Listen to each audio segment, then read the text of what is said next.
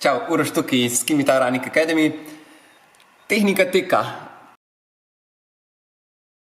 Še vedno se mi zdi, da se veliko tekačev vpraša, oziroma veliko tekačev mnenja, da tečejo napačno ali pa da ne tečejo tehnično pravilno. Ampak mogoče se vprašate, kakšna pa sploh je prava tehnika teka. Prava tehnika teka sploh obstaja? Po moje ne. Kar malo pogledajte okoli sebe, kakšni tekači obstajajo. Eni težji, lažji, večji, manjši, moški, ženske. In vsak tekač enostavno ne more teči isto. Zato po mojem mnenju prava tehnika teka čisto zgrešen pojem je neki ideal, v katerem težimo, čeprav ga sploh konec koncev ni. Tehnika teka je veliko bolj kompleksna zadeva, kot pa samo pristanek na peto ali pa na prste. Se pravi, če pristanete na peto, da tečete nepravilno, če pristanete na prste pa na sprednji del, pa enostavno tečete pravilno. Ja, ne gre tako enostavno.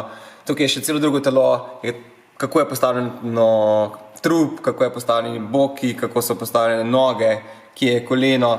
In je veliko več, tehnika teka je veliko več, kot pa samo na katero točko pristanemo.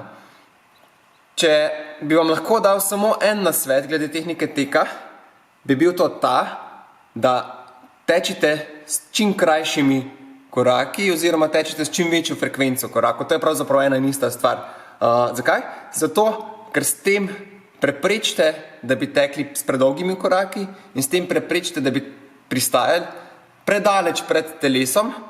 To pa pomeni, ko pristanete daleč pred telesom, da zavirate, da so sile v pristankih večje, da ste dalj časa v zraku in z večjo silo pristajate na tla. Tako da, s tem, ko boste tekli s krajšimi koraki, boste zelo hitro in zelo dobro izboljšali svojo tehniko teka, da bo bolj primerna.